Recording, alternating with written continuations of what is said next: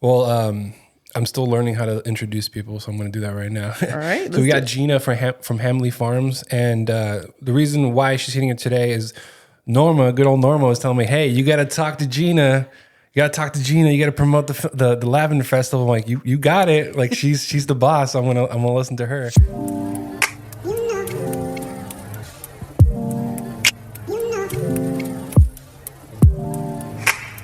Born and raised here.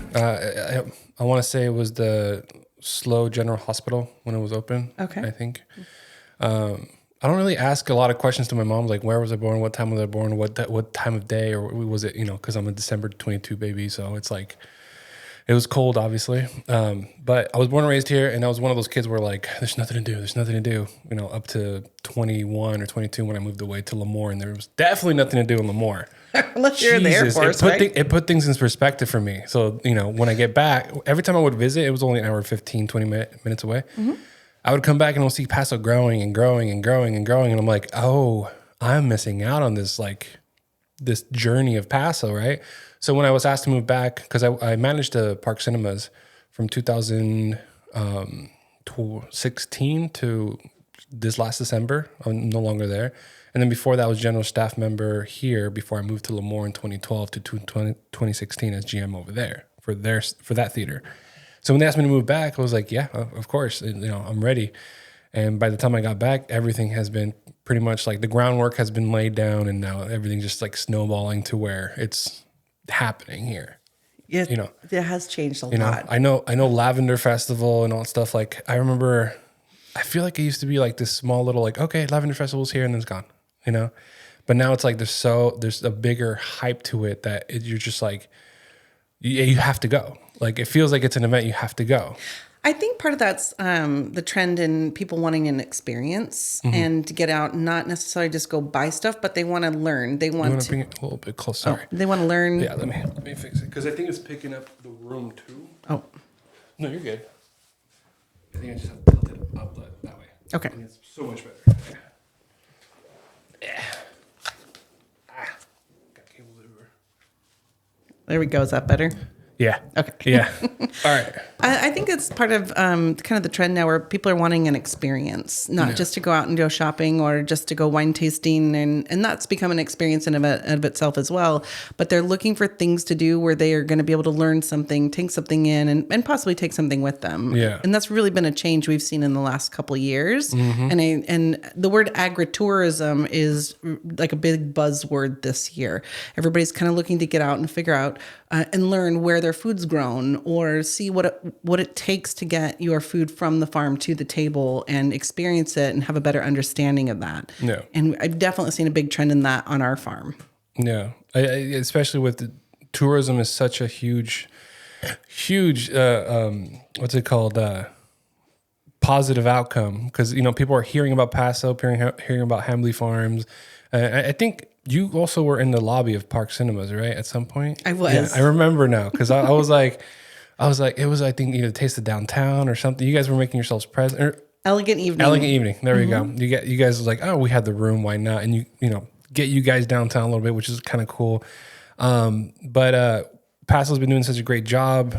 I feel like everybody's like on the same page as far as like how fast we're going. And there's no thought in my head going like, okay, we're getting too big, too fast, and we're gonna have that big city vibe way too soon before we're even ready. It's funny, you typically hear that from people who moved here more recently, and they saw Paso as this little space, and then they see more people wanting to come and move, and then they get upset about it, which I find very funny. But yeah, it's definitely changing. It's just kind of the way things are and the way things evolve. You have to keep growing. You just have to grow smart, and hopefully we've got people in place to make sure that continues to happen. Yeah. Well, I'm still learning how to introduce people, so I'm going to do that right now. All right. So we got Gina from Hambly Farms, and the reason why she's hitting it today is Norma, good old Norma, was telling me, "Hey, you got to talk to Gina. You got to talk to Gina. You got to promote the Lavender Festival." I'm like, you got it. Like she's the boss. I'm gonna listen to her. So a little bit, if you can tell the listeners or the viewers, like who you are, what do you do, and what about Paso is making you go, I'm gonna double down. So my husband, Milton Hambly, and I own Hambly Lavender Farm or Hambly Farms. We started in 2019. We planted our first plants in the fall. And then spring came, the plants bloomed, did well. We sold everything we grew, and then COVID hit. And so my husband and I both ended up working from home, which was a good thing in that we had lots more time on our hands because we were both commuting an hour different directions for work. And so now we just had 2 more hours in our day. And so we planted more lavender. And then that grew, did well. We planted more again and doubled our crop again. And we kept doubling till we got to the point we couldn't handle it anymore. And so we've now capped out at about 5,000 plants. We grow 9 different varieties. And so that's what we do. I am personally able to be involved in the community. So I'm the chair for the Olive and Lavender Festival in the downtown park happening May 10th. And then I'm also on the board, I'm the chairperson for the Friday Night Marketplace for Open Farm Days, which happens in June. And I'm one of 3 on the committee for the Pioneer Day Bells. So we get out there quite a bit. So can you explain Pioneer Day Bells a little bit? So Pioneer Day celebrated our 100th year, I think, last year. And so the Pioneer Day traditionally is leave your pocketbook at home as the theme and basically come down, just enjoy your day. It was a time when they started it that the merchants wanted to give back to the community. And so they put on the bean feed and did all the things.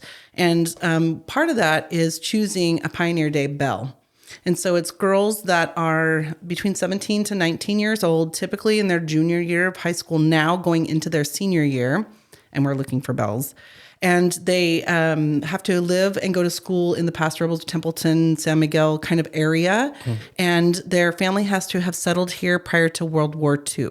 Oh. So if you meet those qualifications and are interested in what it's about, it's not a competition.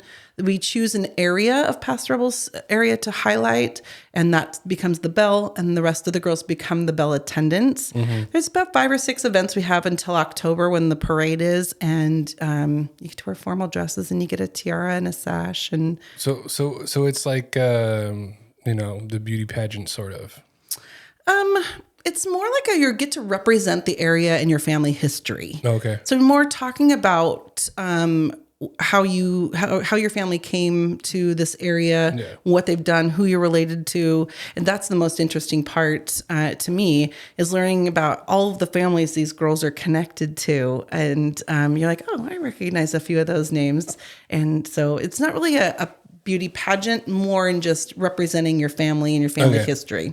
Yeah, because being local here, I've always seen the bell, and I'm like, I never thought about what goes on behind that. And I think that might be a lot the same with a lot of people when they're watching the Pioneer Parade. It's like, okay, who's that? Who's that? My mom shows up with the big old Tupperware for the beans. So it's like, that's what I remember as a kid, But now it's like, okay, there's more to it. I remember walking in the parade with, I want to say Avid or something, like it's a school program. And it was fun because it's a different perspective. You're walking instead of just watching from the sidelines. And I've done both sides, but I don't put a lot of thought into it. So, and that's one of the things where I guess I'm going with is, how do you tell people, like, how do they find this information before it actually happens? Like Pioneer Day, come by, get your beans and stuff like that. How do you like build up to that? Like, how do people find out? How do people know, other than just local word of mouth? Great question. Most of it is local word of mouth. Grandmas usually put their granddaughters' names in. Yeah. We have a list. Some of the girls on our list are 6 months old, just so they know they've got that baby on that list. So when it's their turn, they'll be notified. We do have a Facebook page and an Instagram, and you can contact me. You can contact the Pioneer Day Committee. But there's not a whole lot of advertising for it. Maybe that's something you could look into, Miguel, and talk with the Pioneer Day Committee and talk with them about the parade. I can talk to whoever. But that's one of the reasons I want to do Paso Robles podcast, because there's so many conversations happening in Paso that are just perfect for other people to know. Like, just obviously we don't go under financials. We don't go like personal life. Like, you can share as much as you want. But like in my head, I'm like, I'm having a conversation with you. I'm having a conversation with Norma. I would love to have her here and talk about how everything happened. And that's a 3-hour long podcast, most likely. But it's just, definitely just sharing our story is what my goal is right now. And but I'm happy to do that. And I just want people to know, like, if they have more questions, of course they can reach out to you, right? For sure. Yeah. Absolutely. Mm-hmm. Yeah. And speaking of Norma's great. And my mom and my grandmother had a dress shop downtown Paso Robles, and we're around when Norma started Main Street and worked with her on that many, many years ago. So I grew up with Norma in my life. So it's kind of full circle to be back and involved again with Main Street. I'm enjoying it. Yeah. Like for me, I don't know if you've ever watched the show Dexter. Yes. They have a new show for Dexter, but it's like his origins and how he started or whatever. Oh. And I'm not saying Norma's like Dexter. I'm just saying, like, she should have, like, if somebody casted her origins, I would see a popular actress play the role of Norma in downtown Paso. Like, if there's a movie producer out there, you guys need to work on that because it's going to make a difference. They're making movies about a lot of things, right? The first Mexican American golfers I saw on Hulu or something. You know, the guy who made hot Cheetos. There was a story about him. Me being like from the Mexican background, I kind of knew who the guy was a little bit, right? It's a janitor who kind of took risks and then decided to add spice to the Cheeto, right? The hot Cheeto guy. Yeah. Okay. So I was like, I knew about him. So when I finally saw that documentary, I was like, oh, now I know a little bit more about the story. Obviously, there's a lot of dramatization to it, but like, if Norma could be a person of interest, I think that would be a really good opportunity. Well, and she's seen so many changes and been involved with the downtown businesses for so long. She probably has tons and tons of stories that would be fun to hear about. Yeah, no, I'd love to bring her in because, like, you know, we only have so much time on this earth, and just documenting all this stuff now so much easier. Why, you know, it bugs me when a lot of people don't do it as much, right? I see you active on Instagram. And I'm like, perfect. You know, keep going, keep going, keep going. 20 years ago, nobody could do that. You were, you know, it almost felt like, I mean, I'm not trying to go dark, but you almost felt like you had no historical purpose. Like you weren't put in, unless you did something big, right? There wasn't a lot of documentation or like history. You're not in the history books, so to speak. Have you been to the Pioneer Museum? It's been a very long time. Did you go like when you were fourth grade, I think? Yeah, I went when I was a little kid. I was planning to go again because I guess one of my friends was like, she did Nancy. I don't know if you know, I don't know if she was part of the staff there. I don't know. I'll have to ask her again. Like, 'cause she was talking about how she was working at the Pioneer Museum. It's been a long time since I've been there. My kids grew up in 4-H, and we had volunteer hours that they were required to do. So we worked with the Pioneer Day Committee and Pioneer Museum, and we did cleanups every, I think, quarter. I don't think it was once a month. It might have been. It's been a while, but it was so much fun to go through and just see all of the things from Paso Robles and Clark Smith replica from downtown, and it's just brings back a lot of memories from when I was a kid, but I mean, even beyond. So talking about not using Instagram, it's just a different method, but we had museums you went to and to see all those things. My father-in-law, Lee Hambly, his senior sweater is in the Historical Museum downtown Paso Robles. So there were ways, and they're still around. It's really kind of fun to go through and see, especially when you recognize the names of the people who you're seeing. Like, oh, I remember so and so. Well, yeah, and I think the one time I went to downtown, the museum in the old library, right? I did walk around. I saw like yearbooks from like a long time ago. Yep. And I'm just like, oh man, to be that person looking through the yearbook and reminiscing. Oh my God, the emotions behind that. I know. I gotta go check and see if my yearbook's in there. I want to say, and I guess we'll have to ask them at some point. Maybe have one of them be on the Paso Robles podcast. That'd be kind of cool, right? Yeah. But I want to say they at least keep one for each year, right? And just keep a historical document there that way. That would make sense. Yeah. No. What made you choose lavender? Oh, great question. What, like, did you, I mean, I'll let you explain it. I don't want to like throw too much thoughts out there right now. Go for it. So, like I said, my kids grew up in 4-H and FFA, and they loved the lifestyle. We loved the lifestyle. And my husband and I didn't grow up in farming ourselves. We grew up kind of in town. I didn't raise animals. My sister and my brother did. And my husband did not at all. So we didn't know anything about it. 4-H was our first experience, and my kids loved it. We loved the families, the lifestyle, and all of it. And so we moved out from in town in Paso to our property in San Miguel in 2017. And we knew we wanted to plant something. And there's a lot of people who do grapes very well. It wasn't ever an interest of ours to join that club, but we wanted to grow something. And it was the height of the drought at the time. So we were really water conscious. And we had an orchard that had been on the property that was no longer active. And so we were able to plant up to 3 acres of something. We looked into olives because our neighbor, San Miguel Olive Farm, they have award-winning olive oil.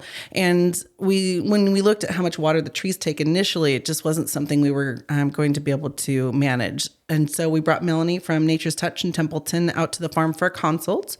And we walked the topography. We looked at the soil and the climate, and we were trying to decide on a good crop that would fit. Like, what's even going to grow on the face of the sun in San Miguel? I mean, it was last summer, it was over 110 degrees for like 14 days. My plants were miserable. But so she suggested lavender for a couple reasons. One, because it would love that climate. 2, it's water tolerant, drought tolerant. And 3, there's a couple lavender farms that they had put their farms up for sale, and people moving into the area didn't want the business or the plants to continue the business. They wanted just the property.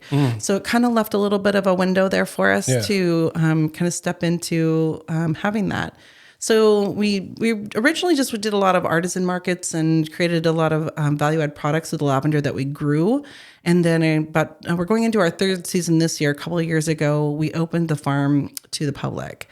Because everywhere we went, people were like, oh, can we come to your farm? We want to walk through a lavender field. And so it's an amazing space with terrific views that are just, you can see as far as your eye can take you. And so beyond the rolling lavender hills, we have like the olive orchard I explained. And then we also have like 500 acres of vineyard beyond that. And behind that's Camp Roberts. So we've got golden hills with oak trees and such. So the views are just phenomenal. It's just a relaxing, calming space to be. And in today's world where there's a lot of stress, there's a lot of things people are dealing with, and a lot of just your day to day rushing from place to place. Yeah. People always say when they get out to the farm, they step out of their car, that their body just relaxes. And it's the wide open spaces. It's the scent of lavender in the air. And it's just a calm, relaxing, great space to be. So we invite you all out to come. Yeah, I still got to make it out there. So walk me through what happens when somebody walks into the store or the office or whatever. What are the steps there as far as like, all right, where are you sending them to? Or are you walking them through it? Because obviously you have busy seasons, I'm guessing. So you can't have that same staff member talking to every single, do you let them roam free a little bit? I absolutely. So there's really no staff. It's just my husband and I. Okay. And luckily, Avery, our youngest, is coming back to work with us this summer on the farm. We're very excited to have her back and help us out. And so when you arrive on the farm, you park, you typically will have purchased your ticket ahead of time. There's 3 ways to visit the farm. You can just shop in the farm store. You can buy a ticket for the U-Pick. And you go out and harvest, and I'll tell you a little bit about that in a second. Or you can buy a guided farm experience. When you do just the U-Pick, we take you out, kind of show you how to harvest the lavender, how much to harvest, the different varieties that are out there and where they're assigned, and then give you a few little warnings about bees that are out there, because lavender is a good pollinator, and just kind of guide you around, show you where things are on the farm, and then let you wander. And there's picnic tables. There's going to be hammocks this summer.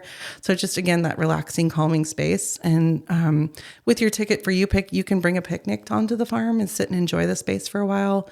You can, like I said, we'll have the hammocks out, wander around. We've got farm animals you can play with. We've got goats and chickens, and usually we have a pig on property at that time as well. And then the guided experience is an hour walk about the farm with either myself or my husband, where we talk about how we farm, what we farm, and why we farm. We don't use any chemicals, pesticides, or herbicides on the plants. We're all very natural. And it uses very little water, so we're trying to be as sustainable as possible. So we talk about some of the sustainability practices we implement, and so it's really kind of cool to sit and talk and hear like our trials and tribulations and the things we've learned. And usually people coming out want to learn how to grow lavender or how to take care of it. Most people here have a lavender plant in their yard. Yeah. Do they realize they have a lavender plant in their yard sometimes? Because I'm not great with plants. So, a weed looks like a head of lettuce or something, or like... Right now, since the rain, a lot of weeds have grown and I got to go take care of it. But like they look like spinach right now. Yeah, it does. Most people know what a lavender plant looks like. They just don't know what kind of lavender they're growing, because there are different types for different things. But you'll have to come out to the farm and I'll teach you all about it. But so those are the 3 ways to visit. We are open seasonally. We open on Mother's Day. So Saturday we'll be at the Olive and Lavender Festival and letting everybody know that we'll be open. And then Mother's Day will be our first day open. We're also offering a Mother's Day tea that day as well. Tickets don't go on sale till next month for that. But Mother's Day tea? At the farm. Yeah. Okay. So like a tea party. Oh, okay. Yeah, my mind went towards before you said tea, my mind was going like, on Mother's Day, are you guys gonna have mimosas? Like what's that looking like? Do you have somebody come in and try to like cook brunch or something? We are working with Chef Candace Custodio. She also has Club Sups Up, a dinner club, and she's been our chef on farm for the last couple of years. And so she's going to craft the little sandwiches and some desserts, and we've got lavender lemonade and then some tea as well that we're partnering with Spice of Life downtown Paso Robles. Okay. She uses our lavender in some of her tea mixtures, and so we're really big on collaborations and working together at as many as we can to support everyone. And so it makes a fun experience to be able to talk to Chef Candace or talk to Lori from Spice of Life. And again, knowing where all of your components of your food's coming from, it's kind of cool. So, and then part of that, you get to walk the field with us and things. But we'll be open for the day as well, just to do the U-Pick and the guided experience. Since you mentioned Mother's Day, anything for Father's Day? We do have something for Father's Day, and I, off the top of my head, don't recall what it is. June 14th, we're having a bloom celebration. It's first for us this year. We haven't done it before, but that's when the whole entire field is in bloom, like all 5,000 plants. It's absolutely stunning. June's the best time. June and July are the best time to come to see all the plants in bloom, and May too. And so we're going to do a big celebration that day and just have some music playing and offering just a few more things. We'll have some make and takes and some different things happening. More to come on that as well. That'll be launched here pretty quick. But we're really excited about it and having people come and just enjoy the fields, take photos, paint. So there's picnic tables so you can sit and just really soak it all in and enjoy. Because you mentioned full bloom. I remember driving on, like going to Lemoore back and forth. I'm already forgetting the highways, 41. I would have to pull over because all the plants were blooming, and you just see the hills. And I, for some reason in my head, I'm like, I had to pull over, take pictures because I can't. Don't use your phone while you're driving. So I pulled over, took pictures, and like it was just beautiful, the California flowers and stuff like that. So I started thinking about like. You say people go and take pictures and stuff like that. Do you have a lot of photographers reaching out to you? Like, hey, can I use this for somebody's senior pictures or whatever? Like anything like that? We do. And best, like I said, the best times to come in June and July. Yeah, but yeah, people come out and it's a stunning setting and backdrop for lavender or just the Golden Hills. Golden Hour is absolutely stunning, and we are doing a beginning photographer class at the farm as well. That was my next question. Like, are you talking to photographers that way? Yes, yes. So we've got that started. We have 2 actually. One I think is June 28th, and in the morning, and Donna's going to teach that class, and that's just like learning how to use your iPhone for a camera too. So you don't need any fancy equipment, and then go out to the field and practice what you've learned. And then the second one is going to be in July at the full moon. I believe it's July 10th, and it'll be an evening. So it'll be like I think it was 5 to 9. So you'll do the class and then go out again and get to take pictures of the sky and the stars and all the things with your new tricks you've learned with your iPhone.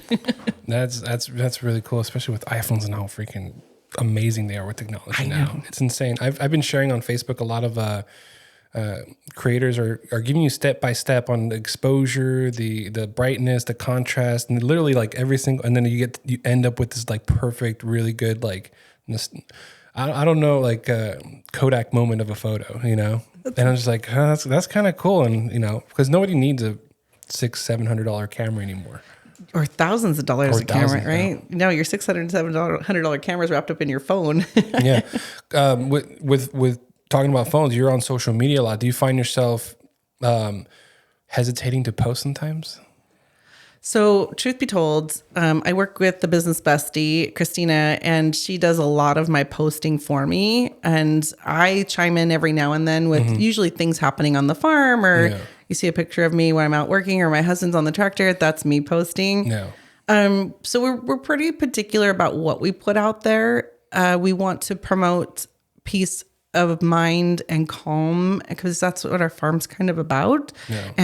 And people always ask us, so lavender blooms for just a couple months. What do you do the rest of the year? That was one of my questions popping in my head. Yeah. What do you do for the rest of the year? How do you promote? Like, I'm guessing everything is groundwork until the bloom happens, unless you have you're a busy person. So I'm guessing you're not just at the farm. I actually am. That's my primary job. And so in the off season, yes, a lot of work on the farm. Right now, we're working on projects. We're creating new seating areas. We're building new pens. We just fenced in a pasture for our goats, so they have 3 acres to range on now.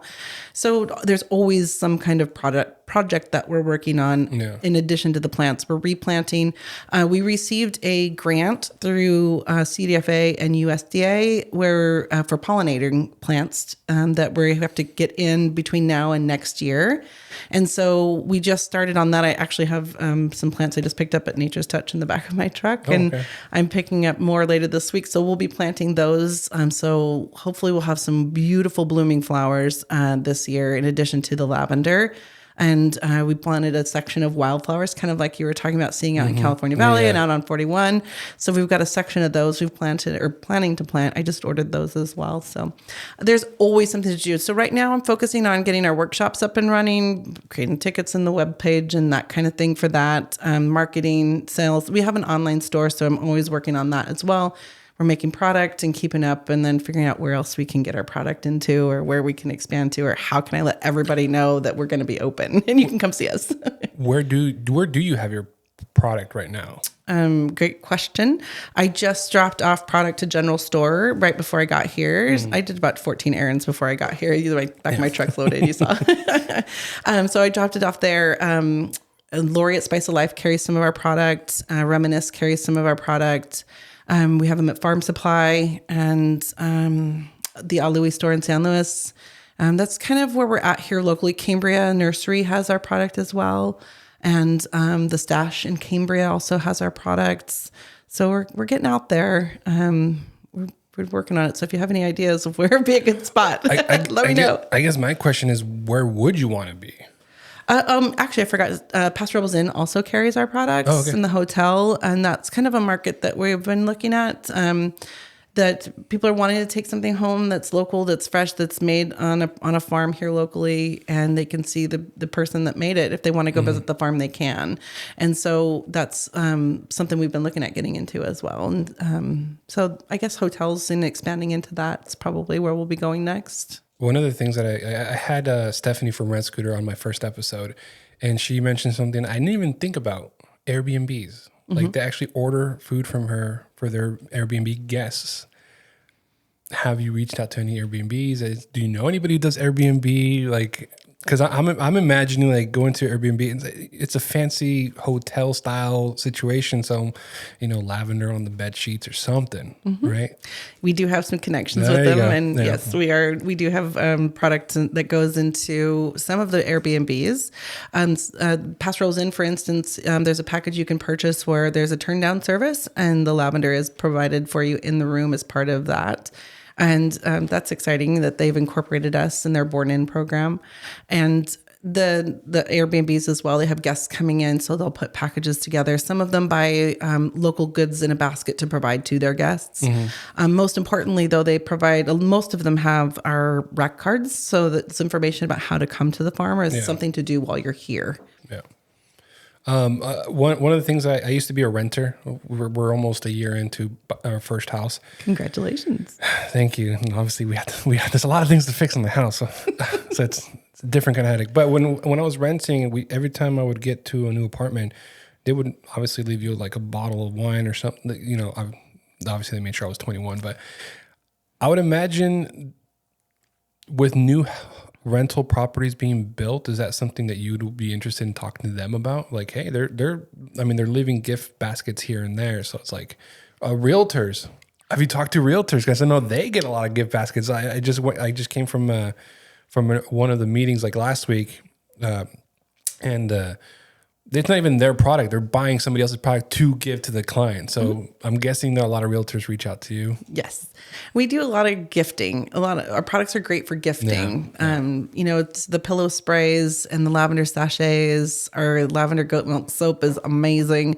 So those kind of things are great to even not always buy them for yourself, but it's great to give to someone who you want to help relax and calm, or put that in that space in your guest room or something like that. So yes, it works out great for that gifting industry. When people give gifts, especially, so my wife, she has a really good nose, and she taught me something where just because it smells nice doesn't mean it has good ingredients on it. So how do you encourage people to really look at your guys' stuff over something they could get in the store kind of thing? Like, how do you explain that to someone who's like, well, I can just buy a $5 bottle of lotion with lavender, quote unquote, over yours? Great question. And I'm really glad you asked. Like I said earlier, we don't use any chemicals, herbicides, or pesticides on our plants. We are not certified organic. We just didn't go through the process. We're actually better because we don't use any of the chemicals, even that are organically approved. And except water, that's all they get. And when you look at the label and read the ingredient list, if you can't read the word, that's probably not something that's natural and may not be great for your skin or body. And that was one reason we chose not to use. I mean, there are fertilizers and different things we can put on the plants. We just chose not to because it's either going to be eating it or you're going to be putting it on your body in some way. And we wanted to make sure that it was healthy and going to be positive for you. Right. So yes, and the ingredients that we use are local. So we know how the ingredients were treated, how they were grown, how they were raised, those kind of things. So for instance, we use Kaale Ridge olive oil in our salve. And our salve only has 4 ingredients. 3 of them come from within 20 miles of our farm. So lavender hand salve you'd put on your cuticles, your hands, your elbows, anything that's really dry. So this is very hydrating. Olive oil's got a lot of good components for hydrating your skin. And we use Sierra Honey Farm beeswax. And we use our lavender essential oil we distill on the farm. The only ingredient we can't get is the shea butter.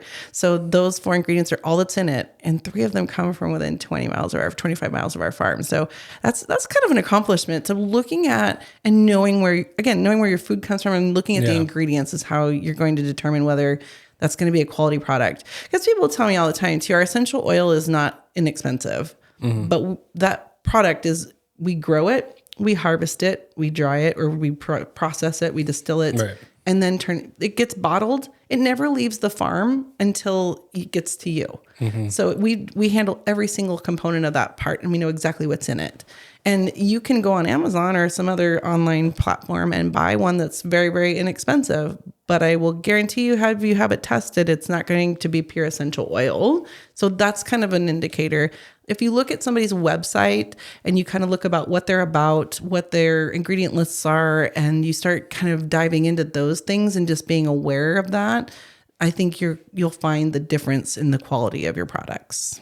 Yeah, I think the common folk that go into if the website's redirecting you to get to ingredients, they're doing something a little too much. They don't want you to know, right?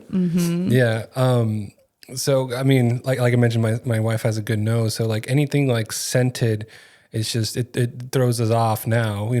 I have dry hands because of the weather, and I wash my hands a lot.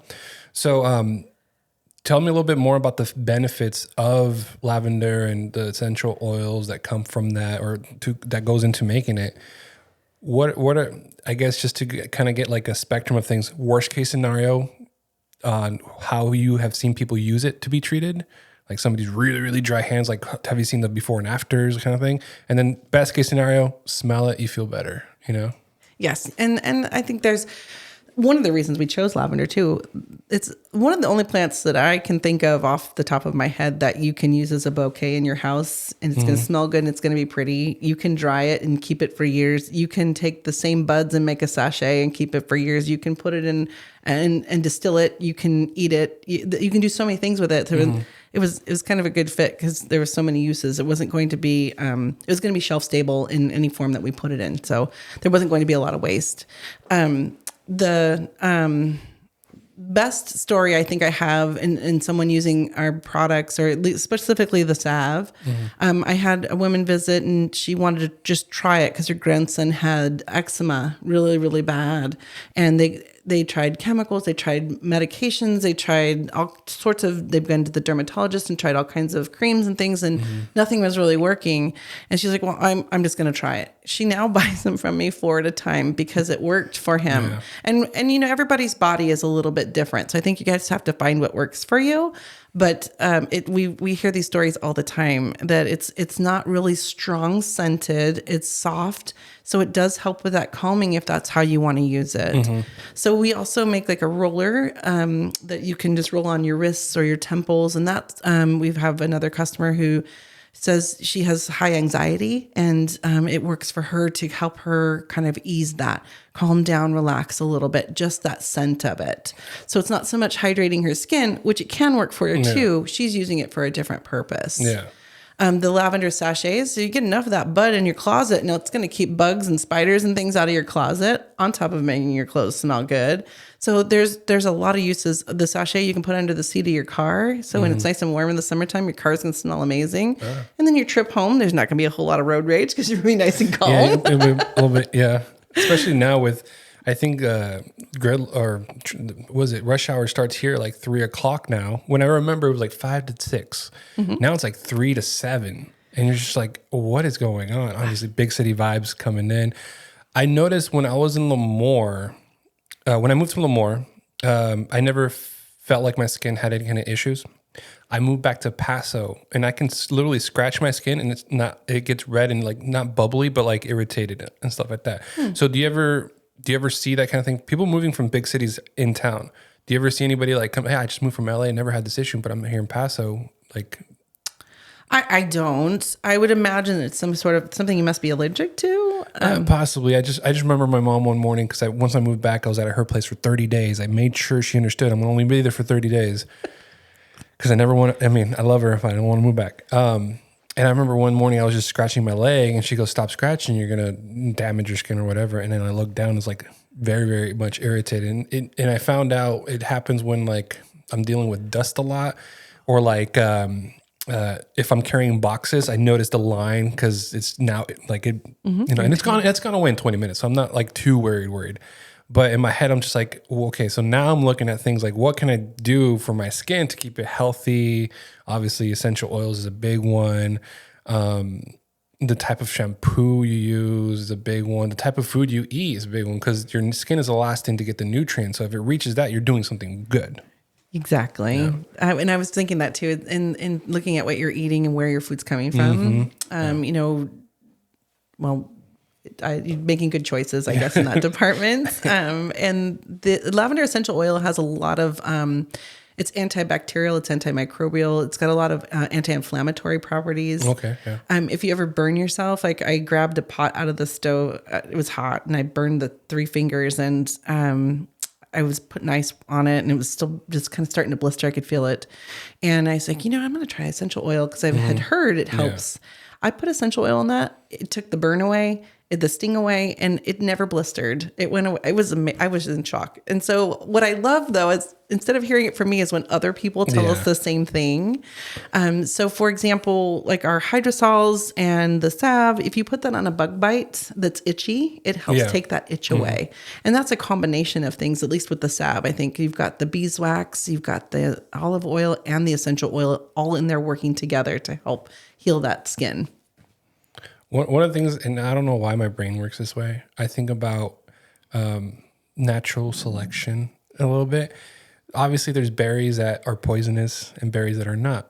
And as our human species evolved, we figured that out the hard way.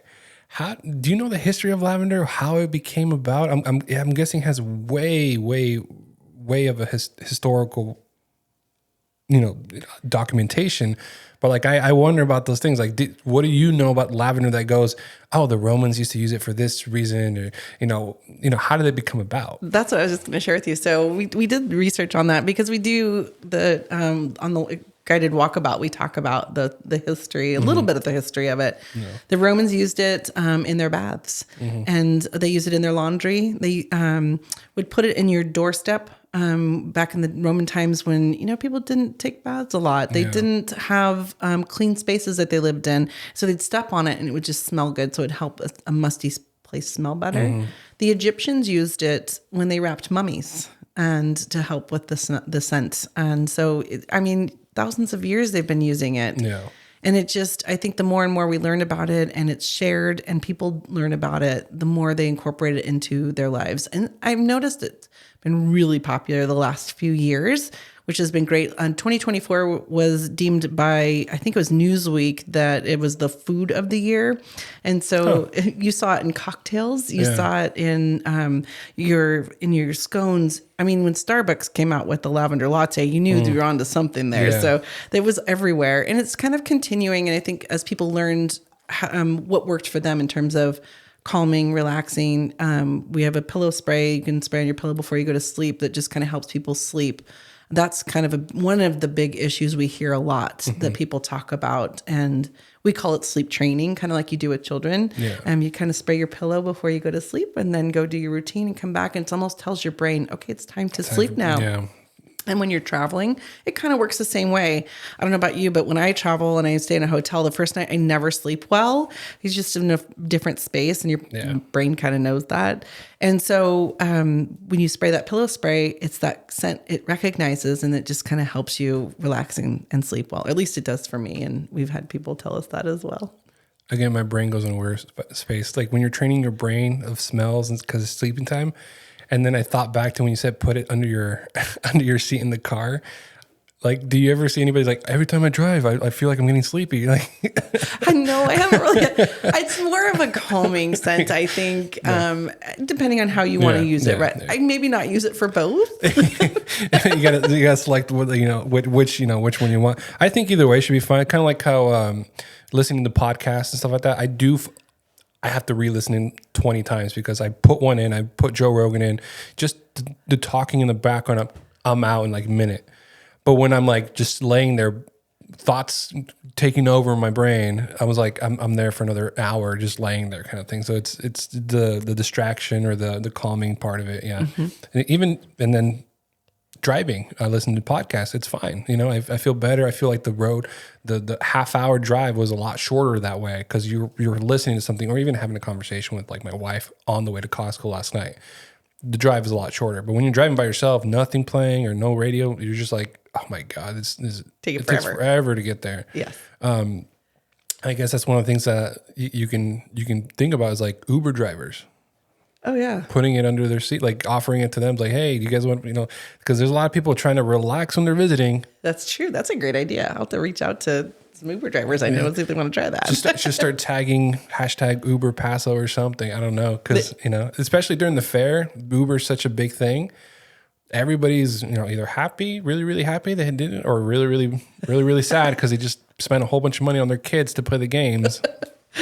Or concert nights, or lots of things happening in Paso now too. Yeah. And I think the Uber is being utilized a lot more. We have people Uber out to our farm and stay for a while, and I think that it's a great tool, especially if you're going to be out wine tasting and different things. And the tour companies are great too.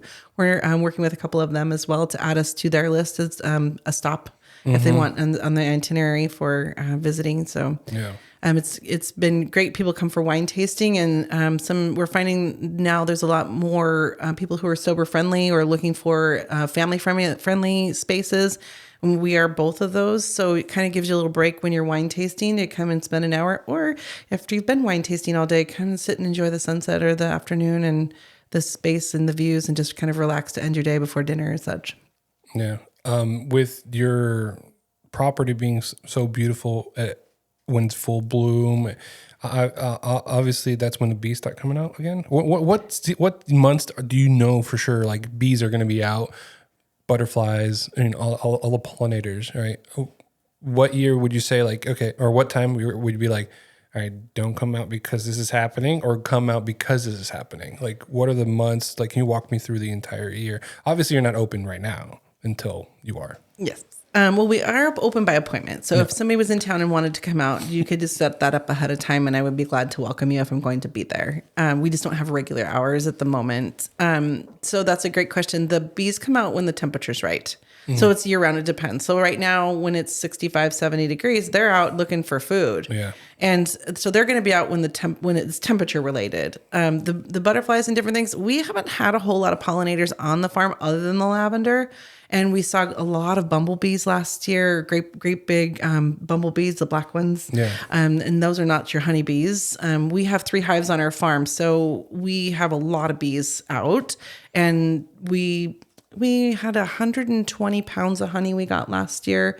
So we're hoping if the weather's right and the bloom's full and all our pollinators are going, that we'll have even more this year.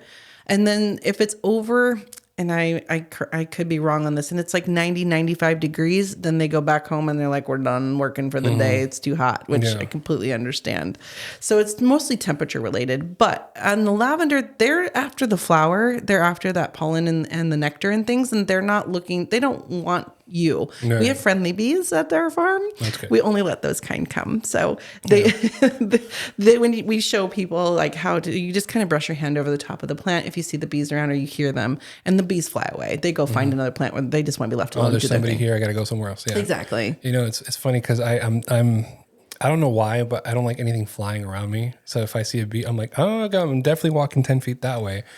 And recently, and this might be TMI, recently my mom was talking to me how I should train my kids to not be in diapers anymore or start going to use the potty.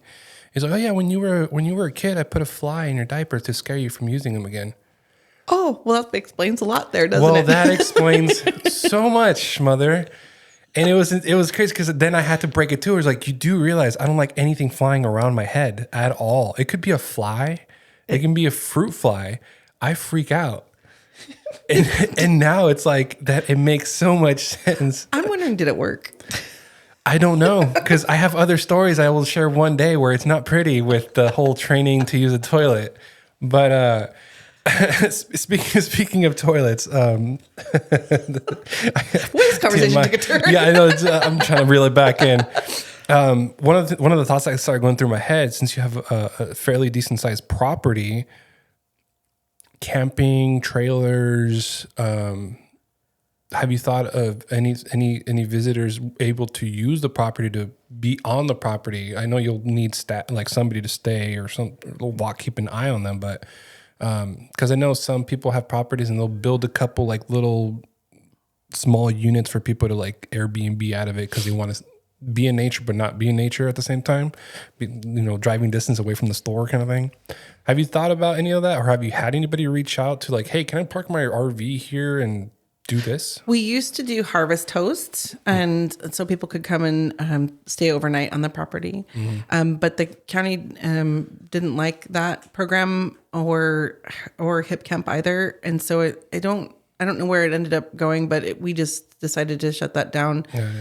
It was better for our relationship with Kaale and Travel Paso also to not allow that on our property. So we don't have any rentals or Airbnbs and casitas or trailers that we manage. It's just wide open space and beautiful views.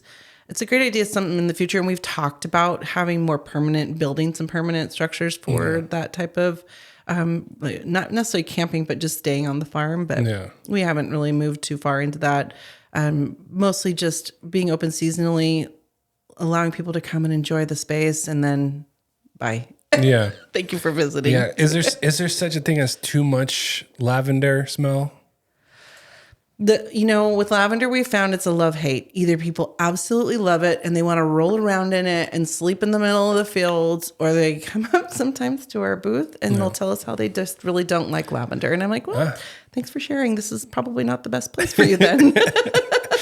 Yeah. So what I find is if people will say, I don't like it or I'm allergic to it. A lot of times it's a synthetic scent that's been crafted and it's really, really strong and it just immediately will give you a headache. So look at maybe if that happens to you, what you're putting on your body or what you're smelling, because like air fresheners a lot of times are synthetic unless you're using essential oil and that I'm familiar with anyway, I should say. So those things will cause you to say, oh, that's too much. But yeah, that's a good point to make. And how do we teach people that is a big thing, right? Because a lot of people would get allergic reactions to something they buy at the store, and then all of a sudden completely just abandon the idea of using lavender or using any kind of other essential oil that they thought they were using, you know? Yeah. And then again, just going back and listening to your body and knowing what you need. Like you know, you were talking about your red bumps and the scratching and the itching, and it's something your body's needing that you're not giving it or you're exposing it to that it doesn't like. So really listening to those things. I chalked it up to I'm exposing it to work. You're allergic to work. Because a lot of it happened when I was lifting things and it was rubbing a little bit against me in the wrong way or something. And that's when I started seeing, and it goes away in 20 minutes. And I mean, I've worked with scaffolding when I was at the theater. So like I would big heavy bars, and by the time I was done building it and I got to the top, I looked down, I just see like red and almost bubbling, and I'm like, yeah, I'm allergic to work is what I'm thinking. That's what I say. My daughters are both allergic to lavender in different ways. My oldest daughter, Mary, will break out in hives. Like the oil gets on her skin and she has a reaction to it, but she's allergic to a lot of things. And then our youngest daughter, who's coming back to work with us this summer, she said it gives her a migraine. I felt like it was more of an allergy to work too, but we'll see. Yeah. She's coming back for more, so I'm very thankful for that. maybe take that part out. No, I mean, if you want me to, I think it's fun because I like people knowing these things, making those connections, because we mentioned it already. It's like people think they're having an allergic reaction to something, but it's really something else that was in the bottle, you know. And that's why, like, I think people should try your stuff, even at least once, right? And that's why you're trying to be everywhere. And that's why we can talk about a little bit more about the Lavender Festival. Is it Lavender and something else festival? Okay. It's Olive and Lavender. Olive and Lavender Festival. Yes. And it's been growing and growing. Tell us a little bit more about that. Who's going to be there? What do you provide when you're there? So this is going to be I believe the fourth year that they've combined them. They used to be two separate festivals. And so I think originally it was in July, the first year I started doing it, and it was like 115. So quickly decided to change the date to a little bit earlier in the year and keep them together. So it's May 10th this year, and we've got, I think they said 17 olive purveyors, and then 11 lavender farms are coming so far.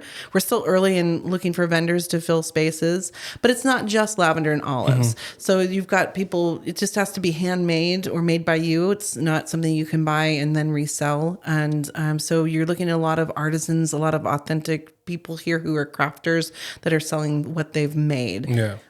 What we are offering the last few years we've done, we had a photo booth, so you could take a picture with a wall of lavender behind you. So it's a great spot for people to get together and remember the Olive and Lavender Festival, that Instagram shot. And then we also bring our still, our copper alembic still we distill our essential oil in and do demos all day long. So my husband Milton brings that out on the trailer and fires that up and talks about the process for that. And so that's kind of educational piece of it. There's quite a few honey farms. I think she said 4 or 5 are already signed up for that. This year, super excited. Kaale Ridge is coming as well with us. We're kind of at the corner by the Historical Society where the sidewalk all meets, and then but on the 12th Street side near Brown Butter Cookie. And so along our road there is Sierra Honey Farm, Kaale Ridge, and myself. And then I know Groves on 41 is also coming. Olive Farms is coming. And some of our other members of Farmstead Ed will all be there. So we've kind of got our Farmstead Ed row there, which is kind of cool. And it's always fun to get to chat with the farmers and learn about what they're up to and just catch up. But for somebody attending, there'll be food varieties. There's desserts that'll be there. I think Anne with Sugar and Spoon will have her caramels down there. So lots and lots of things to just check out, see what you're interested in. And for us, we like to, again, share that you can come out to the farm too. And a lot of the farms are that way. The olive growers and lavender farms, they all have on-farm agritourism that they offer. So it's a great time to talk with them, see what they offer, and see if it's a place you want to go visit. Right. In addition to that, can I say one more thing too? I forgot. The restaurants, we partner with the brick and mortars because downtown Main Street's goal is to get people downtown to shop the brick and mortars. Right. So last year we had a great response. We had so many restaurants do drink specials with lavender and then use local olive oil in their dishes that they were making that day. And they all offered different specials for that day. And so we've got a lot more participation we're hoping for this year. People were really excited because they get their advertising in the program that comes out, so you can see all of those offers that are available that day. Different shops offer discounts and things. So it's a nice partnership between an event in the park and getting people down there and then sending them off to go get their lunch and cocktails and shopping experience extended. Yeah. No, it's, I mean, downtown, I always, every time I talk to somebody about downtown, whoever, and I guess I have to do the research, but the person who just decided, I'm going to put the park here and build everything around it. Because I know the theater had a very big influence at the beginning when all the shops were closing. Like, there wasn't a lot of stuff going on downtown as far as like restaurants and shops because Walmart opened up. And then Park Cinemas decided to go, to be placed right in that corner. And all of a sudden, like, the life started coming back to downtown. So, like, in my head, I'm like, it's perfect because everything's around the park. So these events that are happening, it's free to attend. Right. Yes. And it's something for locals to do and tourism now. Obviously, a big thing for tourism. And then the stores and restaurants downtown can benefit from all that stuff. Even just by being open that day too, it doesn't, obviously you want them to like, hey, promote something that way. So I guess that's my next question is like, with you being a part of the whole setup, what do you tell the restaurants and shop owners and business people downtown's like, hey, this is how you should promote, or how do you have that conversation with them? Like, let's say Red Scooter Deli. We don't direct any kind of what they want to have, or we don't have any restrictions on that. It's like, hey, if you want to offer a special that day, you tell us what it is and we're going to print that in the program. Oh, okay. So if they want to add a lavender simple syrup to a tea that day and make that their special drink for the day, then that's up to them completely. No. Last year, La Cosecha was still in and they did a lavender cocktail. Jeffrey's used olive oil. There was quite a few of those types of things going on, and I don't remember all of them off the top of my head, but a lot of participation. I know a couple of the clothing stores now are also looking at, okay, you know what, I can order a purple top and put that 25% off that day or something, or olive color, whatever, however they can partner.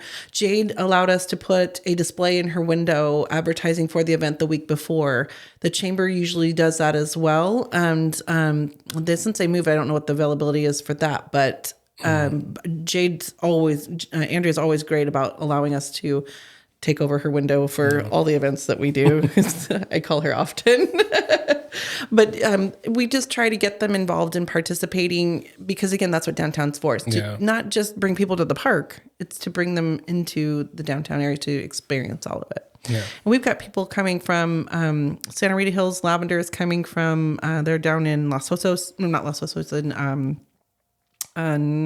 Los Olivos near there. And then we've got another farm coming from Bodega Bay. So people are coming from all over the state now, where a few years ago it was a lot. The percentage of people coming was a lot more locals and Tascadero, San Luis, but you didn't see people coming from as far. And a lot of people, now that we've got a lot more direct flights coming into, it makes it a lot easier to come in for staying the night and making a weekend of it. And Slow Cow's been a huge proponent of that and promoting that in other areas and Travel Paso as well. And I love seeing all the things they're doing to promote that, to keep people there, and what events can they promote and be participating in promoting to get people to come. So the advertising for that is in magazines, and we're doing a big promo with KSBY. We've got, social media. We've got Christina from the Business Bestie working on that. So we're really getting it out there to get people from all over. Yeah. We have a lot of people come over even from the valley just for the day, because it's a couple hours and it's much cooler over here. Oh yeah, yeah, yeah. The one thing I did learn when I was over in Lemoore is I saw faces from Lemoore visiting Paso after I moved back, and I'm like, "What are you doing over here?" He's like, "Oh, I come here every so and so," and just like, okay, that's great. Like it's funny how small of even though they're an hour and 20 hour half away, it's crazy how small the world really is when you think about these things. We had a family come over last summer when it was 118 degrees in July, and they wanted to go U-Pick. And we were like, are you really? Like, my husband's like, where are you guys from? And they said, oh, we're from Bakersfield. And he's like, oh, you'll be fine. they were used to that. Yeah, they could handle it. But most people kind of melted. They'd be out for a little bit, and then they say, thanks very much. We harvested. Now we're out of here, and grab a gelato and head out. But yeah, it's not too far to go. The world, like you said, is getting much, much smaller, and it's just a little piece of heaven here we have. Yeah, very lucky to live where we live. Oh my God, yeah. I had Riley Newman on the last episode that I'm hopefully post soon, and I told him, like, I feel like Paso or nearby, the Paso area, it's like a snow globe. It's like everything's happening outside in the world, and we're just happy. This little insulated area. And the crazy thing is, like, there's not. You hear about greed here and there. You hear about, like, schools, things happening, local politicians happening. But at the end of the day, I feel like there's enough people who are here for the checks and balances of things, and that keeps everything like flowing in a natural pace. I feel like nothing's being rushed, nothing's taking too long. Obviously, roads need to be fixed, but it's one of those things in my head. I'm like, we have a really amazing infrastructure of people in general. Agreed. And we have so much history here. And I think there's so much of that. Like, I sit on the Pioneer Day committee, right? So you see the people that are 4th, 5th, 6th generation getting together and just wanting the best for the area and not opposing tourism, but just kind of growing with it. And a lot of people who have a lot to do with what's happening here. Yeah. I really liked your analogy of the snow globe because I feel like we're insulated. People come here to get away from their lives, and we live here full time, so it's pretty awesome. Yeah, it's funny because, like, people from the city would come. It's like, everybody's so nice. I'm walking by another person, and they hi, how's it going? Never met the guy, but they talk to you like they know you, or they like, hey, it's good to see you, but we never met. And it's funny though, because like they're shell shocked a little bit, and one of the things I like to like observe a little bit is how many people are coming over here to move here, because I feel like right now it's at that like hidden gem thing, right? The hidden gem. So not a lot of people are moving in, but they're starting to hear it. So as long as we, take a few at a time, kind of convert them to what we are, and then later on they start telling, and like, that's good. That's a good flow. Acclimate them first. But if there's an influx of a lot of people, I feel like you feel that in the air. It's like, well, there's the people honking in traffic. That's not normal for us, Right. But what's funny though, and I've, the population is, I think, doubled since I was in high school, but some of the high school teachers are the teachers I had when I was in high school, and my kids then had them. Yeah. And then, so, there were situations where my kid needed something at school or whatever. Somebody was always on the phone. You knew enough people. You always have a guy here. Yeah. And you can always call on someone to help you or for a favor or to help someone else in that situation. And even though we keep getting bigger, I still feel like that foundation's there, and I absolutely love that. I call on Andrea Jade all the time, to do things, and that piece of what we have here is something that is different than other places. And another thing I feel like is very, very different is the collaboration versus competition. Yeah, and in most industries and other places, you don't find that. And to be able to call up another farmer and say, hey, what are you experiencing with this, that, or the other? And they'll be like, I got a guy here. Hold on. And to learn from that and not have to reinvent the wheel and support each other. Again, like us, we want to collaborate and bring in other products and olive oil and all these things, beeswax and honey and things and to our products. And we use the local and support each other. And a lot of has to do with that is Lynette Sani of Farmstead Ed. She gets us together. She introduces us. She's a great matchmaker of farms and people. And As a group, we have found this wonderful camaraderie and a place where you can chat with like-minded people who are going through the same things you're going from and can tell you, hey, I got a guy. Yeah. Or I can help you with that, or this is what I did, or this didn't work for me. And that's huge. No. And it's pardon me, this is really in a very special space here. Yeah. I couldn't have said it better myself. I think we're in a spot where in between big cities, people use this to get away, especially now with the fires. And I see a lot more people starting, like the housing here, obviously is going to be crazy, the buying of the housing. But in my head, I'm just like, I welcome it because one, more opportunity for us to share Paso with the world is always good. Don't be, for people who are local and are saying, hey, they're focusing more on tourism. No. They're going to live here at some point because that's what they're looking for now. And you want that. You want the growth of the town. Obviously it's not going to be 25 years ago where it's the same people every single time, right? Right. And I think the key, like you said earlier, was to acclimate or to explain and teach how we do things here so that you understand why we have such a special place and that you can learn it's not about just me and my house. It's about me and how I can get involved in the community and be a part and then participate and be a benefit as somebody living here. And I like the word. I like what you had said. Like let's bring them in a few at a time and teach them how special it is, and they can share that piece. Yeah. And that's a good way to think about it. Yeah, I would say lean into the showing of what the Paso community is about, rather than swim against the current. Like lean into it. I would say. I agree. And I think that starts at school when, the kids are going to the Pioneer Museum and they're going to the History Museum, and they're doing different things and learning about our local history and things and learning about what it's like here, and by going to farms for field trips and that kind of thing. So it starts by educating kids when they're in school. And this is how we are here. And it's not always that way in other places, but this is what we like here. Yeah. One of the things I've seen, weird coincidence, I don't know, like when McDonald's used to have the ball pit when we were kids, now they don't. It's like, oh, they hooked us with as kids, and now they're like, oh yeah, now we're sophisticated with the new like grayish color of the building.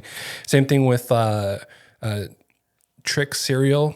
When you were a kid, you used to be able to see the fruit, and now Trix are for kids. So when you're an adult and you don't see the shapes, it's like, it's blowing my mind, right? Teaching the kids, taking them to Pioneer Museum, to any kind of museum. Have you reached out to schools, or schools reach out to you? It's like, hey, can they go to the farm? Yes, we have quite a few scheduled already for the spring, and that's an area. I just got a flyer printed so I can start taking them to schools. So if they weren't aware, they will be, that they can come out and visit. And then again, talking about what it takes to get that lavender from the field into the farm store and into those products, or how to use it in different ways. And I'd say the number one thing people tell us when they get there is they didn't know how many varieties of lavender there are. Yeah. And then we can tell them all about that. But yes, school tours, definitely leaning more into that. Jack Creek Farms does those as well. And Joy called me the other day and she's like, Gina, I'm going to start sending people to you because we're about full up on ours. And I was like, perfect. That sounds great. Yeah. If schools can't come to you, do you try to go to schools and educate them a little bit? If I'm invited, I do. I think it's Glenn Speck does a farmer for the day experience. I think in its fourth grade. I don't remember all the details on that, but I went there. I remember very much agriculture style there. Yeah. Yes, yeah. And then, so they do it once a year. I haven't heard from them this year yet, and I would go to school and they have rotations come through, so they get to learn about lavender at the school. So I think that's a great way to get a lot of exposure to a lot of different things in one space in one day. Speaking of schools, placing lavender in certain spots makes you happy, makes you calmer. Is that something you ever? I'm sure there's like obviously permissions you need to get, and everything needs to be like, okay with the parents, okay with the teachers, okay with the board. Putting a little bit in the classroom. Have you ever thought about that? Because obviously there's a lot of stress and anxiety from the kids. So that's one of a good demographic to like introduce them to, or at least expose them. Yes, and not naming any names, but and I won't say that some teachers do use it in their classrooms because I'm not sure that that's something that's always promoted or allowed, just because of sensitivities and things. But I know, especially in situations where you might have children that are more sensitive to things going on around them, that really just kind of helps soothe that, calm that down, that situation down, or coming in from recess and things like that. The hydrosol we craft when we distill our essential oil is wonderful for cooling you down. So after kids have been playing out on the playground, you spray a little bit of that, helps cool you down. You got that lavender component there, so it's a little bit calming too. So those are all great things to use in the classroom and by teachers. And the teachers are probably, I know quite a bit of them have been gifted our products and use it on their temples. And yes. Right after that bell rings and they all left, they're just, they're aiding themselves a little bit. Exactly. So when we're talking about kids running around getting hot and like the cool down part of it, what was that? The swim park? What is it called? It's escaping me. The swim? Are you the water park? The water park. What is it specific?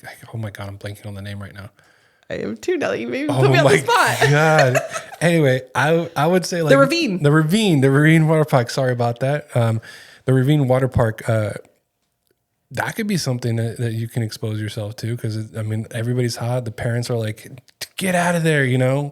So that'd be kind of cool to have something there. Because I know I've only been there once, so I don't know. I can't remember what exactly booths or whatever they have, but I'm assuming there's drinks, there's some sort of food, and like even making yourself like a little gift shop and things. When I went to Disney the couple times, there was always a smell of churros, and I couldn't find the cart a lot of the times. And I swear, I think I saw something where like they're spraying it in the air. Do you see yourselves doing that for anybody else? Like, especially for the Olive Lavender Festival, can you imagine putting a couple in the lifeboats? Because obviously they're there for the festival, right? But just having that smell lingering around. So that's one thing we do at any market that we go to or artisan fairs. Every once in a while, we spray it. We do spray the lavender spray that's got the essential oil in it. And I'll tell you, people will come from across the park. We're like, we smelled you when we walked into the park. And it just really carries and stays around because, again, it's that essential oil that's natural and just has that strong component to it for scent. But it's, that's a smart idea. But yes, we do that everywhere we go. It really gets people over. Yeah. Or if they don't like it, running the other way. Either way. Well, you said it's a love or hate thing. So, I mean, if they're there for it. So it would be very interesting to see like, what's that on the light post? You know, a little spray. A little mist in the air. We need to pass some bottles out to vendors around the park and they can just spray it. And, it does work. And it makes a very great event for everyone because everybody's calm and enjoying their day. That would be very interesting. You just said pass around spray bottles. Get a little glass spray bottle and give it to everyone. Hey, if you don't have to, you can keep it if you want. Every once in a while, just outside. Yep. That'd be kind of cool. Oh my God, that would set the scene for the festival. I think just might have to make that happen. I mean, just, you know, a lot of people would probably say yes because the bottles you give them, like glass is so, for some reason, I feel like, again, my wife has a good note. So she's involved in, she's exposed herself and it has taught me a lot about plastic over glass, about all that stuff. So like just giving somebody glass, you're giving them like a glass spray bottle, which, you know, it's expensive sometimes.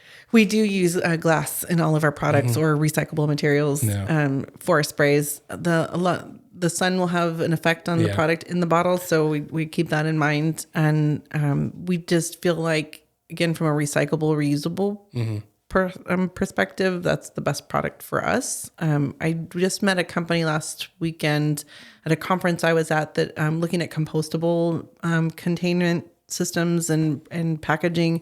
And they aren't made here in America. So we'd also try to find products made here in America to put our products in. So we're still on the hunt for that. But good point about that. And just that's a good point of the sustainability and product quality. Yeah. Yeah, she aims for darker bottles, not clear ones. We have a lot of dark blue ones. They look pretty, you know. Yeah, it's really cool. Is there anything you want to tell the viewers, listeners to, you know, obviously the festival's coming up. you're part of a lot of stuff. So obviously follow you on Instagram, Hambly Farms, right? Yep. That's your handle. Yep.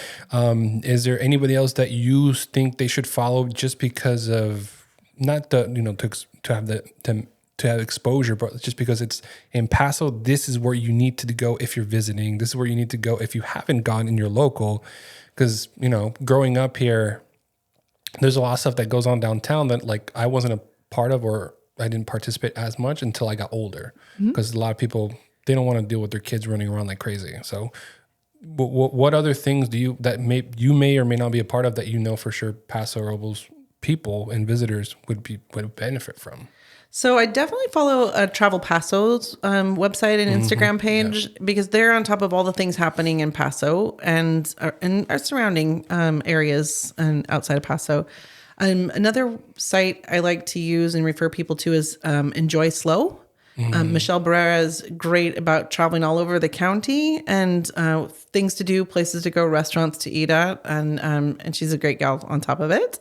And at her table, we are also doing the festival with that. It's the first week in March. It's been around for a few years now, and started with Michelle. And it started as women in business in the restaurant and food industry, and it's expanded.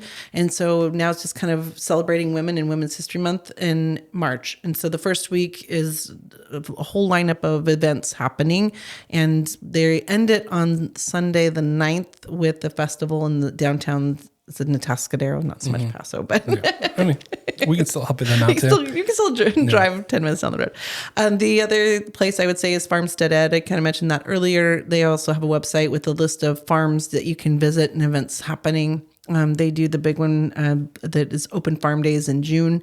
It's June 20th through the 22nd. And the kickoff event that I'm the chair of is on Friday night in downtown Paso Park. And that's basically it's kind of a farmer's market. It's a place where you get to meet the farmer that you might get to go visit with. So you can check in, get your tickets and wristbands for the weekend, and then talk to the farmers. If you were on the fence about where you wanted to go, because you can't hit 20 farms in a weekend, it would be impossible. So you can kind of narrow down your path by visiting and see what they're offering and, who you might need to see that night because you're not going to get to their farm. Right. In addition to it, though, we had a lot of people who just saw the pop-up in the park and came over and visited and got a lot of great local products and learned about a lot of great places they can go. We don't have a liquor license for the event, but we will have wineries there talking about their that are members.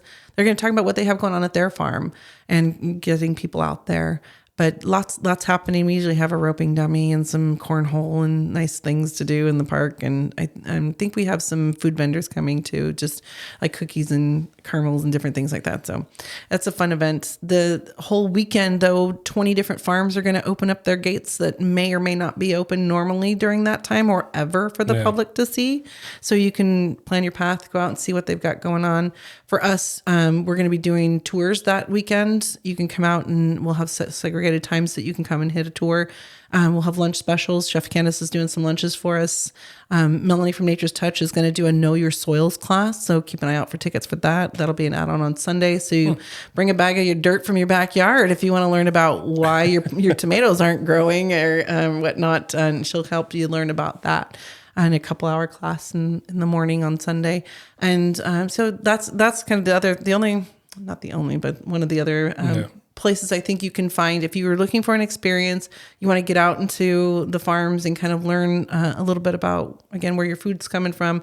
That's a great spot and website to learn about different things. Hartley makes jams. So you can go out and do a jam tasting. Mighty Cap Mushrooms does a tour at their space. They're set to be opening their new spot here, I think, beginning of March. Last time I talked to Christy said. Thomas at Sierra Honey Farm, he has a honey hut. You can go visit and check that out. Oh, snap. Giving Tree Family Farm, she's out in Santa Margarita, and they do, they have guinea pigs and llamas and alpacas and all kinds of fun animals to pet and play with, and chickens and goats, and she does goat's milk soap. I think she's made some cheese in the past, and I don't know what else she's got going on out there. But in South County, Tally Farms is on the list, and gosh, I don't know who else. But like I said, 20 different farms. Groves on 41, they'll be open for tasting. Kyler Ridge will be open for tasting, and And gosh, I can't think of anybody else at the moment, but I think it's a great weekend. It's only $20 for the ticket for all weekend long to go visit all those farms. Yeah. So it's a great way to get your kids exposed, go learn about some things in our area to do and see. And then the Olive and Lavender Festival is May 10th. And then we open on the 11th for the season. So you can come out and do a U-Pick, and we'll have some extra fun things going on for opening day as well. And then Pioneer Day and at her table in March. So we're all over the map. We're all over the place. You'll find us everywhere. Yeah, that's good because the few people that I talked to that you were going to come on the podcast, aside from Norma telling me to have a sit down with you, like one, you were already at Park Cinema, so we've met at least once. I know I met your husband for sure. He was very kind. Like he was very, very like you got his full attention. He's an 8th grade history teacher. He does not know a stranger. Yeah. And then, like I said, I had Riley Newman, and he knew you by first name, and so you're all over the place, which I'm super happy for you.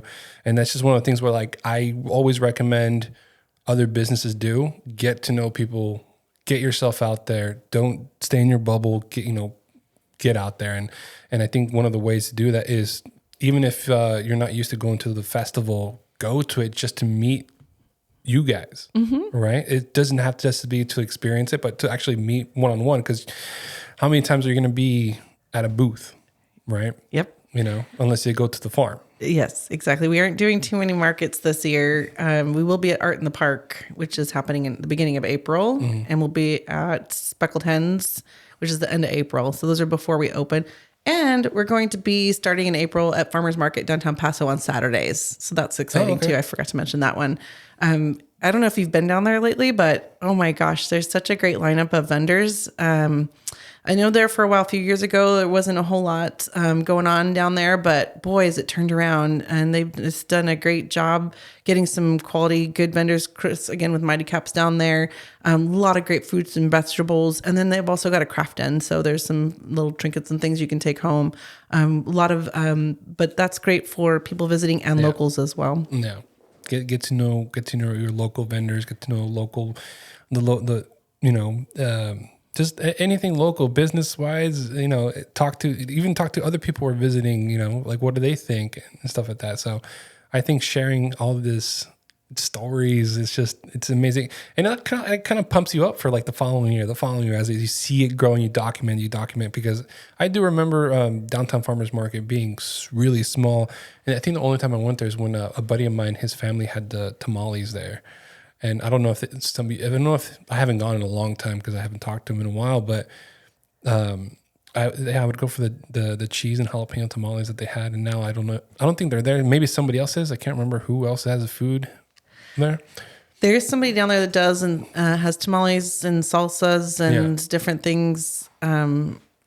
But I don't know, and vendors rotate through too based on what they've got growing at the time. Right. So we aren't starting back again until April. So I went, but I didn't really pay attention to all the things that were down there. Yeah. But I do know that they are full. Like they don't have any spots left in terms of people coming in. So or once in a while they'll have one rotate through. But definitely worth a visit and shop in downtown and get those good local foods to help your body be healthy and full of those natural and fresh ingredients. Yeah.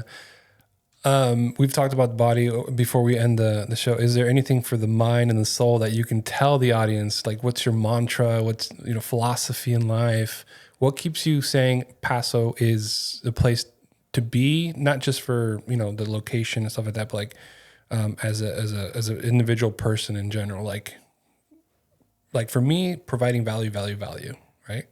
What would you say keeps you going every morning? You wake up and you're like, that little piece of information you give yourselves, it makes you go, I'm ready for the day. I never really sat down and thought about it, but I'm involved in a lot of things. I'm around a lot of people. I'm pretty social. I enjoy that piece of it. And I enjoy being involved in everything. And in terms of feeding my mind and soul, being able to go outside and just take in the views. And I have to remind myself to do it because we become, you get nose blind. I don't smell lavender a whole lot anymore, but same thing with the views. You get involved in what you're doing every day. So you have to really stop and take a minute and realize, one, how lucky we are to be where we are, to have the people we're surrounded by and benefit from and are a benefit to. I think that's probably, that would be it for me. I think I love where we live. I'm reminded of it all the time. Yeah. And whether that's an experience at an event I'm at, or being involved in something, or somebody helping me with something, we kind of just talked about it the whole time, and all the people we know and the things we're involved in and appreciate and have fun with. And it's a positive thing. It's a collaboration and a positive space to be in. And I don't know if you can ask for much more than that in life. You just be surrounded by good people, a good space, and we at the farm offer you that calm and peace and bring that hopefully clarity to you when you come out. You have that space to just think and relax or get from it what you need. And we're just thankful we're able to offer that and share it. And because it is a pretty special place, we think. It's a working farm, and we're working on it all the time. Yeah, no, like I said, I see you posting, and obviously you mentioned there's a lot of things you're very particular on what you post. So I'm assuming there's way more to that behind the scenes kind of thing, especially when you just mentioned all these things you do, right? Which, again, that I would actually, I'm happy when people tell me those things, because it means they're being active, they're doing these things, not just like, oh yeah, I don't want to go to this, I don't want to go to that. So it's like, get yourself out there, And you ask why Paso's for me. I am 4th generation here. My husband's 5th generation. Our kids are 6th generation. And so aside from just the family history, and we talk about that when you come and do the guided experience with us, we tell you about how our families came here. And like my family, every place they met and have lived are now wineries or breweries and things. So it's kind of fun to follow my family by the alcohol. But it's there's such a history and an attachment to this place that I can't explain it. Is we've moved. I met my husband at Fresno State. He's from Atascadero, and that's where he grew up. And we met in Fresno. But we just wanted to come back to raise our family and be around our family and that family history. And my daughter was a belle, and my younger daughter was a bell attendant, and we've just been involved for so long. And I enjoy that. I get a lot out of it, and I think that feeds my soul, being around people and that sense of community. Yeah, and I think community is a big thing, especially in today's world where the world is so much more smaller because of social media, because of technology. It's good to not obviously forget what's happening outside the world, but to at least put things in perspective. Like, they could be worse, they could be, and you have that availability of people to talk to and just recharge your batteries is how I say it. Like every time I would visit from Lemoore, and my aunt recently visited because she moved to Tennessee and she came back here, and then she went back. She's like, oh my God, it felt so amazing to visit back in Paso. I'm like, yeah, it feels like you're recharging your batteries. And that's what some people need. Even when they live here, go out, recharge your batteries. You need it. Everybody needs it. Thank you so much, Gina Hambly from Hambly Farms, for being here. I really appreciate it. And obviously, I'm going to ask you to come back at some point, because I know there's more we can talk to. Maybe bring your husband this time, because I'm telling you, we connected somehow. Like, he was so nice, and I'm like, I want to talk to this guy forever, but I got a job to do. He would love it. Yeah. He would love it. I would love to come back and join you another day. Let's do it. That'd be awesome. We'll set something up. Thank you.